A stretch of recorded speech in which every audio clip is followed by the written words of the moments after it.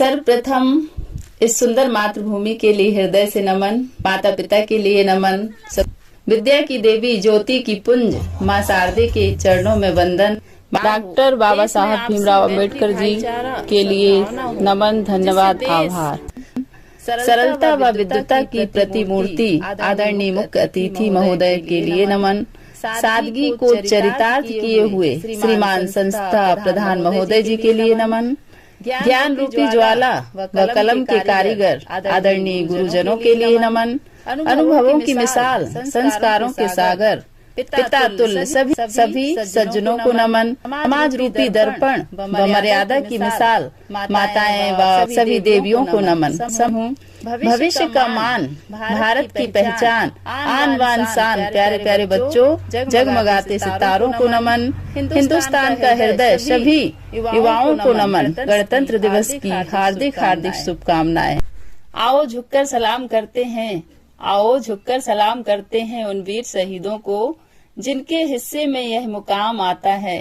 कितने खुशनसीब होते हैं वे लोग, कितने खुशनसीब होते हैं वे लोग जिनका जीवन इस देश के काम आता है, जिनका जीवन इस देश के काम आता है।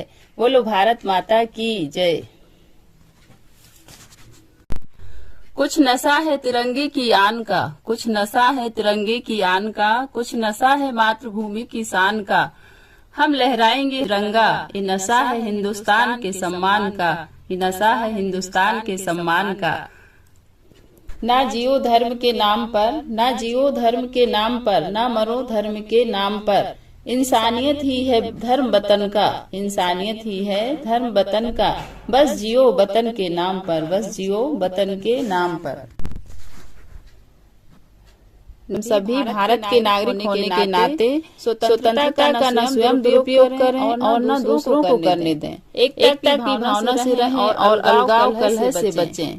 हमेशा अपने कर्मों पर फोकस करते हुए अपने आप को श्रेष्ठ बनाते हुए, यानी हमें स्वतंत्रता मिली है तो स्वतंत्रता का हम ना ही दुरुपयोग करें और न दूसरों को करने दें। हम स्वतंत्र हैं तो हम चुनाव कर सकते हैं कि हमारे लिए क्या अच्छा है, हम क्या अच्छा करें जिससे हमारा जीवन बेहतर बने और हमसे दूसरे लोग भी प्रेरित हों। यानी हम सोच सकते हैं, निर्णय ले सकते हैं। तो फिर क्यों हम जानते हुए बहुत सारी बुरी आदतें, बुरी नशा, मतलब ये सारी चीजों का हम सेवन करते हैं, सब मालूम है। उसके बाद भी हम अपने लिए जब हम स्वतंत्र हैं तो जीवन को अच्छा बनाने का प्रयास करें, श्रेष्ठ बनाने का, ऊंचाइयों तक ले जाने का यही प्रयास हम करते रहें। तो इससे हमारा खुद का जीवन भी श्रेष्ठ बनेगा, परिवार भी श्रेष्ठ बनेगा, समाज भी बनेगा और देश भी। जब हम कोई भी बदलाव एक व्यक्ति से होता है और वह व्यक्ति निस्वार्थ भावना से कार्य करता है और सभी के लिए अच्छा सोचता है,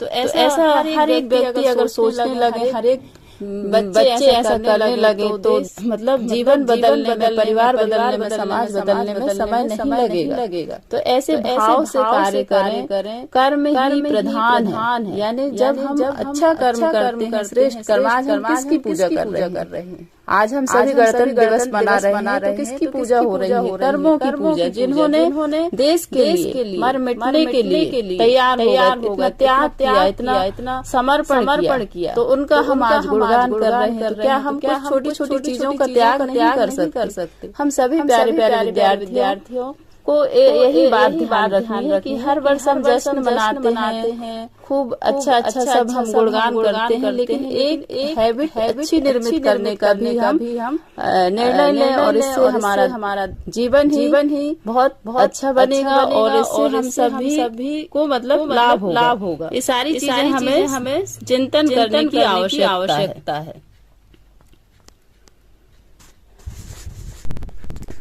प्यारे विद्यार्थियों, भारत वर्ष का अतीत संघर्ष भरा रहा है। देशभक्तों ने बलिदान देकर आजादी पाई। इसके बाद हमारे संविधान निर्माताओं ने गणतंत्र भारत दिया। हमारे स्वतंत्रता सेनानियों और संविधान संस्थापकों का यह सपना नहीं था कि उनकी शहादत पर मेले लगे, स्मारक स्थल बने या सभाएं हों। स्वतंत्र भारत को लेकर उनके दिव्य सपने थे उनका सपना था कि हर भारतवासी के पास जीने का अधिकार हो, मन में मानवता का वास हो। देश की रक्षा की बात आए तो भारत का हर वासी मर मिटने के लिए तैयार हो।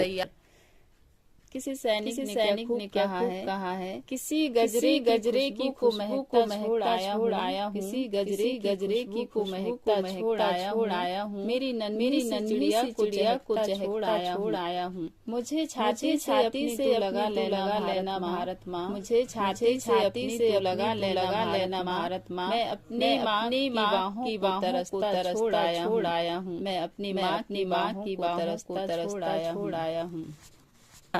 देश में आपसी मैत्री, भाईचारा, सद्भावना हो, जिससे देश आंतरिक रूप से मजबूत हो। आज हमें मानवता के धर्म का पालन करने की जरूरत है। आज हमें मानवता के धर्म का पालन करने की आवश्यकता है। इसके साथ साथ सभी प्यारे प्यारे बच्चों के अभिभावकों से यह कहना चाहूंगी कि अगर पढ़ने वाले बच्चों को आज अपने माता पिता से संस्कार मिल जाएं, तो ये बच्चे दुनिया के लिए प्रेरणा बन सकते हैं। ये ठीक है कि सभी शिक्षकगण बच्चों की शिक्षा का कार्य कर रहे हैं, लेकिन आयु के अनुसार इन बच्चों को कहीं न कहीं माता पिता से हिम्मत और हौसले की जरूरत होती है।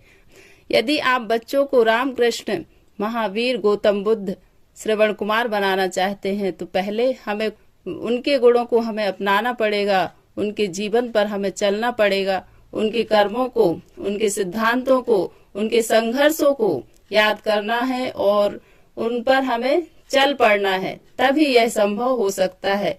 एक अच्छे परिवार, एक अच्छे समाज, एक अच्छे देश का निर्माण तभी हो सकता है जब बच्चे ईमानदारी से शिक्षा अर्जित करें, ईमानदार रहें, अपने कर्तव्यों को जानें। बोलो भारत माता की जय।